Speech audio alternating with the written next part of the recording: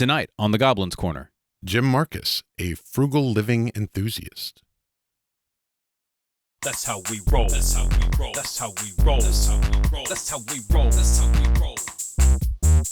That's how we roll. That's how we roll. That's how we roll.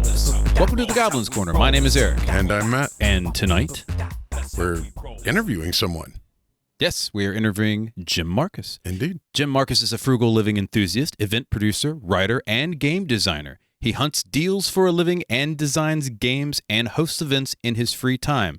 He has also worked in mortgages and at the height of the financial crisis and in recruitment during the recession that followed. All of those lovely financial times that we speak in. Now he spends his time helping others get the best prices for anything online. Jim, welcome to the show.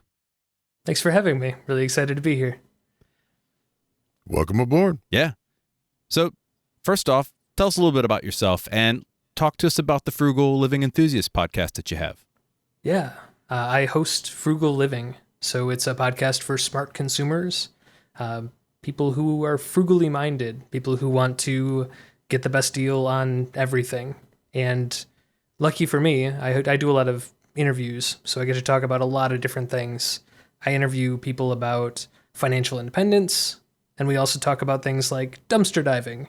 I've also done an episode on, and I think this will be much more relevant to this podcast, tabletop role-playing games. Oh. Like how to find cheap entertainment, doing the thing that we enjoy doing. Sure. I'm so glad you mentioned that because we actually have a question regarding that as well. It's true. Oh, fantastic. Yeah. But, things like dumpster diving definitely fit into the whole realm of our topics of interest anyway. I mean, yeah, okay. I have to know, what is the most interesting dumpster diving story that you've covered? I mean, we've done one episode with someone who's kind of a dumpster diving expert, and talking to her was illuminating. I don't have a lot of experience with it myself, but her episode was incredible. She talked a lot about food waste and how to, I guess, kind of think about dumpster diving in a different way. I think my first reaction is, I don't know. But after talking to her, it was much more of a, why are we throwing out this much food in the first place? What can we do to not have so much food waste? And that really was, kind of the heart of the frugal discussion as well.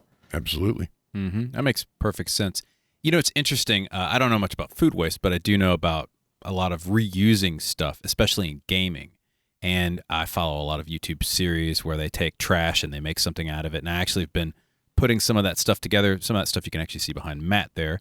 But it's so interesting how you could take just cardboard or styrofoam, or Matt's currently pointing at a house. I was going to hold it up. Might as well. Yes, for those of you who are watching the show and not listening, it was a house I made out of a Pop-Tart box. So, for anyone who doesn't see it, this looks nothing like a Pop-Tart box. That's a really impressive kind of miniature house that seems like it'd be really good in a number of different games. Thank you. I appreciate that. So this is stuff that you can do. And we're talking about, making stuff cheap. This is a perfect example of some stuff that you can do. In addition, like dungeon tiles. And there's lots of people that do this. There's an entire crafting community that just takes trash and makes amazing things out of it. At this point, there is literally years worth of content if you decide to look up making scatter terrain or anything miniature based. 100%. Yeah. Yeah, I love that. I'm a huge fan. I've got a friend who got me into Star Wars Legion, and that's a big thing of his. He started with toilet paper rolls to make major terrain for the 6 foot long game board you play on, which is you can't get much cheaper than that. Yeah. You have something toilet paper based around here somewhere. I mean, yeah. Oh, the big behind me he used paper mache on a big cave system using toilet paper. Very cool. We'll throw it up on our Instagram at some point whenever I get finished painting it. But you actually design tabletop games as well, right? I do. I released a game this year called Fortunes, the tarot card storytelling game. And it has been a joy to playtest it over the past couple of years, and an even bigger joy to see it out in the world. something I never thought I'd see. I am intrigued. Right? Talk to me. First off, I read tarot. Second, I collect cards because I used to be a magician back in the day. So talk to me about this game. And I've got several tarot decks. Yeah. You are the target audience. I really am. I'm going to be buying this like when we're done. I am a very similar type of gamer. Like I also have a tarot card collection, also had experience as, you know, a magician in the past. But when I look at the games that I like playing, I started with D&D, like a lot of people start with. And much more recently, in the past 5 years, I've really realized I spend a lot more of my time playing storytelling games, like story-centric, rules-light games. And that's what I wanted to create. I wanted to create a GM-less game that gives people a reason to get together to tell a story. Everyone has their own voice, and we just give them the prompts to help them tell a collaborative story together. So it's very rules light, but if you have a tarot deck, or if you don't have a tarot deck, you just have like a deck of cards, you have what you need. Just, you know, get the rule set. Give me an example of maybe just a real quick run on how it works. Sure. So you start by reading a setting. So if you get there's a PDF online or there's a book, and the book has 3 settings in it. And the first setting is the seance, which is set in London, 120, 150 years ago. And you create the setting together. Everyone draws, you draw one card. And if you have experience reading tarot, you can use that reading to guide this session's setting. You know, if you've drawn maybe a card that tells you, you know, this is going to be an especially hopeful session if you stick together, then that's going to guide every choice you make about the setting. Once you've developed the setting, everyone draws a card. That card is your character. You will name your character. You'll have a couple sentence description about them, but that card represents your character for this story. I'm going to be the tower and wreck. I'm going to be the hermit. That's awesome.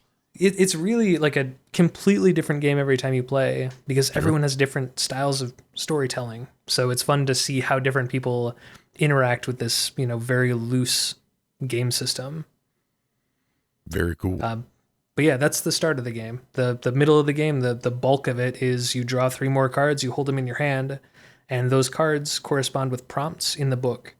And the prompts will then guide you through 3 scenes with your character. Ideally, you'll have a kind of a beginning, middle, and end. And at the very end, you'll have one conclusion that kind of tells the rest of the story, you know, what happens to the characters after, you know, the events we've talked about tonight. An epilogue.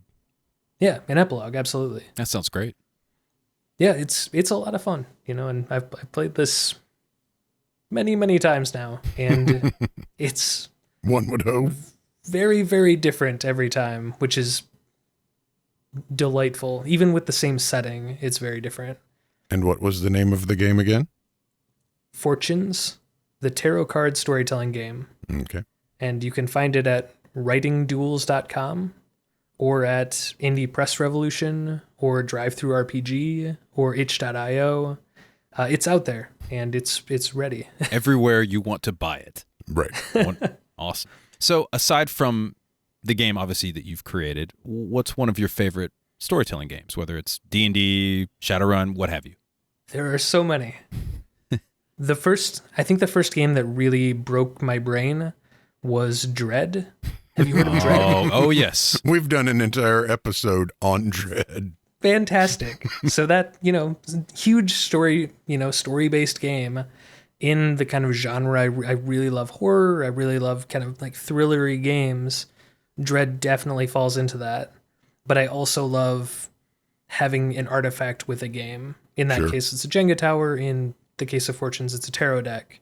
I like having something physical. And in most games, it's dice, which are also fantastic. But Dread led me to even further down the storytelling path, Have you heard of Fall of Magic? I have heard of Fall of Magic. I have not read or played it. Oh, but I'm gonna Google that as soon as we get off this interview. That's great. It's a game on a scroll. So you play on a map, and that map has story prompts for you. It's very loose, but it's easily my favorite game I've ever played in the storytelling space. Nice. We talked a lot about horror games last year, and one of the games we came up with, I don't know if you've ever played 10 Candles or not, but I'm aware of it. I specifically haven't because I have a group that I'm trying to get together for it. okay, Oh, so nice. it not to do too much, but it starts with 10 candles in the dark, and one by one the candles go out. So you should definitely look it up. It is a fantastic game. I highly recommend that as well. If you Also, like horror games. since you like Dread, something I would like to suggest is you can make a Jenga tower out of 2x4s and scale it upwards and play it as an outdoor game around a campfire, because that is significantly easier to balance than an actual Jenga towers outside. And that can be a lot of fun. And if you're drinking when you play this, it's even more fun. Sure. You drink around the campfire, tell ghost stories. That's what you do. Yeah. I love that idea. I went camping last weekend, Oh, and nice. while we didn't build a 2x4 Jenga tower, I really wish we did. I'm here to help for a given value of help. All right, so let's talk about cheap gaming. What do you recommend for new gamers when they're starting out to be frugal in their gaming experience? Go to a store. So I live near Chicago, and there are numerous game stores which have game libraries and gaming nights. When you have game stores with game libraries and gaming nights, you have the opportunity to play a bunch of otherwise potentially very expensive games without paying for them. If anyone's around Chicago, places like Dice Dojo are like, the greatest libraries of games you'll encounter. Indie games, popular games, and groups of people who are excited to try all of them. Nice. So hugely recommended to use the resources that are already there. These games are already open. There's usually someone excited to teach it. And it's a good way to meet people. It's a better way to spend, an evening. That's probably my favorite cheap way to enjoy the gaming world. I love this idea because you don't have to buy the game. Someone else already owns it. They're teaching you how to play. And this is a great induction into then if I want to get the game later on, then I now know the supplements to buy. I'm now part of that world. That's a wonderful, it's a good social, as you mentioned, good social element as well. Totally. It's a great way to, if you're trying to build your own gaming group too. I mean, gaming itself is a very frugal hobby, which I think is one of the reasons I'm drawn to it. And I think a lot of people are drawn to it. Even if you buy the game yourself, a movie is, $10 a person. But if you're getting a game for 10 or $40 and you're getting 100 hours of entertainment out of it, that value's fantastic. And even better, if you go to a garage sale or an estate sale and you find an old copy of D&D or Pathfinder or Mage, you get it for $1 and you can get 100 hours out of that too. Yeah. You get a copy of 4th edition and you can, prop up that old table. Sorry, exactly what 4th edition was made for. That's Watson's going to hate us. No, they're not, because we're selling 5th edition. That's a good point. Okay. What's your next project, by the way? Or do you have anything coming down the pipe? So I have an idea for a game and a general, I have a game that's kind of holiday themed that I really want to get out by Christmas, but I don't know if it's going to be ready. I don't want to give too much away. It's kind of a social, like a parlor LARP. Oh, And it's going to be a 1-pager, so really short, but there's a lot of work to do on it, so I don't want to give too much away yet. You got the LARPing chops there as well. Very nice. I love it. Are you LARPers? Oh, yes. Well, we were. Yes. We don't do it much anymore. I ran Monster Town for a local LARP for a little while. That's awesome. I mean, I drank a lot at Monster Town for a local LARP. Made people roll their characters quite a bit as well. And that's a. Did I ever play a character? No. No, I just played. No. I just played You monsters. always monstered. Yeah. Yeah. Because we're terrible people, fantastic. and people appreciated us being terrible people there. That's absolutely true. I mean, you want to talk about another frugal way to LARP, though? Like, be an NPC, be a Yep. monster. Like, Volunteer. And that's something that many people don't know anything about. Now, obviously with COVID, it's a lot harder to LARP right now, but when it starts clearing up, to explain to people who have never LARPed, it's D&D or Pathfinder or any other game. It's a fantasy game. World of Darkness has their own LARPs as well, and a bunch of others, Solar, Nero, and so forth. They've got their own games, but you run around in the woods, you hit people with foam weapons, unless you're Society of Creative Anachronisms, in which case you hit people with real weapons. Right. And Well, wooden weapons, but sure. real enough, bruises, and you play pretend. Sure. And it's absolutely fantastic. You want to work out, you run around the woods as a monster and just mess with people, jump out of the shadows and scare the crap out of them. It's awesome. Or you could be like Matt and I and scream at the top of your lungs because you're two goblins with nothing but sticky paste and you have pasted all of the doors to the cabins shut. truly goblin behavior. Yes. Yeah. As you mentioned, we're here to help. I love it. Are you familiar with like the parlor LARPs, the kind of indoor, just stand up from your table LARPs? Somewhat. So like, I mean, I've seen like the Mind's Eye Theater from the old World of Darkness LARPs and stuff like that. Yeah. But other than that, I haven't seen any of the parlor LARPs.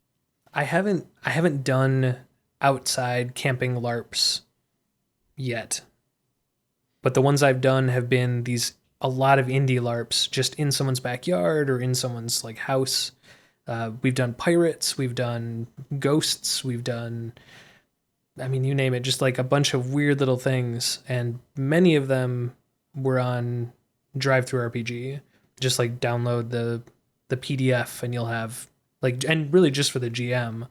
And then you'll have enough to host a party of 5 to 20 people with whatever situation you want to run. I can't speak highly enough of it. I haven't released any games like this myself yet, but huge fan of them. Always time. Oh, absolutely. Hopefully this year. Now, this is a great idea also if you just want to have some people over and enjoy some company. And, you know, a lot of times when you have people over, you have a couple drinks, you might watch a movie, you might play, you know, a board game, but why not play a LARP? Sounds like a lot of fun. Sure. Totally agreed. Matt, I believe you have a question of the week for Jim. I do. So in our show, we do a question of the week, and it's always just random stuff that I either come up with or throw at everyone. It should be noted, by the way, that half the time I have no idea what the question is, which is why I always have like 5 answers to these questions. Very exciting. So your question is, you're an adventurer with a spunky, intelligent sidekick, which does not have to be a humanoid. What is it, and what is its name? Oh, wow. Spunky, intelligent sidekick. Yep. Definitely a lawn gnome. I think I want him to be called Henry, but I'll go with whatever he wants to be called. Henry the Lawn Gnome. So just to be clear, we're talking about like one of the actual concrete lawn gnomes though, right? Yeah. Yeah, I mean, very dope. durable. Sure. Very like blends into the landscape. People look right over him, but he'll be there, ready to stub a toe anytime I need him. Is he animate, or does he just kind of blockily just Ooh. clobber along? Yeah, I think he has a hard time getting around, but he moves, you know. He clops. Yeah. Nice. He's got like a little brick that he stands on, and that kind of moves. Like the base on a miniature. Yeah. It's just- He just walks Absolutely. by his base. Permanently glued to his base. Is he part of the Lawn Gnome Liberation Front? Now he is. Absolutely. Are you I think he's aware got of a the weird- Lawn Gnome Liberation Front? I am not. Oh, you Please definitely enlighten me. need to look that up. Wait, It's- I'm not aware of this either. Oh, What is this? Is this Okay, so there's a group of people who have started, and this has been going on for a while now, but they go and they steal lawn gnomes and then they set them up in congregations in places with signs for the Lawn Gnome Liberation Front and stuff like that. it amuses me. I've got more. That's amazing. I've got some fun party ideas now that you and I need to talk about later. I'm here to help. That's awesome. Well, I mean, what about you, Matt, Eric? You've got to have answers to this yourselves. It's your question of the week. Okay. Go for it, Eric. A spunky, intelligent sidekick is definitely going to be a hedgehog. It's going to be... No, it's not going to be a hedgehog. It could be a hedgehog, but what I would prefer is a vulture named Siegfried, so that I can teach him to eat dead things. I probably don't have to teach him very hard to eat dead things. One would hope he knows how to eat. But he's going to be a vulture, and he's going to have what is it, the little bow that Fred from Scooby-Doo has? An ascot. An ascot? Is that what that is? Yeah, he's going to have a little ascot and maybe some glasses. And I'll just be like, Siegfried, go eat that dead thing. And he'll be, just kind of swoop in, start feasting. And that's all he does. Huge time saver. It is. I mean, normally you have to like go around picking up all the spare bits from the dead bodies. Mm-hmm. You got someone to help that, you know? You can go right on to the next room. And what kind of psychological advantage would I have? All he does is just lurch on people. Just looms over them and just eyeballs them. Yeah, just kind of gives them the side eye. Be great. All right, Matt, it's your go. I would want an animate Heward's haversack, but I want it to be like an asshole sorting hat. I can't believe you're putting that in me. It's Biff, the Biff bag. But no, not a Biff. Not a Biff? No. More, oh, that's disgusting. What are you doing? This is nonsense. Stuff and nonsense. So sounds like an old Navy admiral from Britain. Okay. Highway robbery. That's awesome. That's perfect. Absolutely perfect. I think we've got a good party here just with us and our sidekicks. Absolutely. Just out of curiosity, since we've got, 1 or 2 more minutes, what class would you want to be in a fantasy type setting? Ooh. This isn't the first time I've answered this question this week, which is, what happens when you're camping. Sure. I think when you go with a bunch of other nerds. Shocking. I know. I think what I settled on was I'm going to lean pretty hard into Bard. I think that's going to be versatile enough for me, and I still get to tell my stories. Nice. What about you? What does the rest of this party look like? Well, he's a wizard. Or a scion if they ever make a scion for 5th edition. Sure. That's a given. I've got the head for it. It's true. You've already thought all your hair off. Yes. And I'm going to be a Clairlock. Fantastic. Yeah, that's a wonderful combination that doesn't seem to pose any ideological issues at all. Well, Jim, if you're ever in Atlanta, we will eventually do a camping D&D expedition. So you'll definitely be invited to the bonfire for that. Well, thank you very much. And thank you for having me on the podcast. It was a real pleasure to talk to both of you. Jim Markus is a frugal living enthusiast, event producer, writer, and of course, game designer, and a whole lot more. Thanks for being on our show, Jim. Did you like this interview? We're on all the things. We have Twitter, Facebook, Pinterest, YouTube, and Twitch, which is...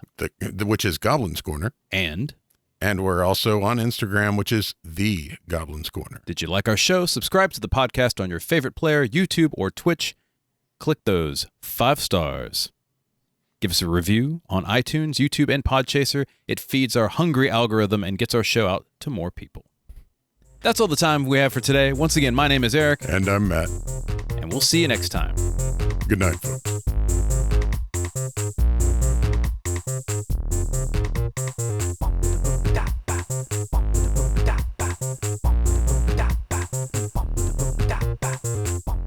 The Goblins Corner has been written and produced by Eric Holden and Matt Staples. Music by D20. This is a Subterranean production.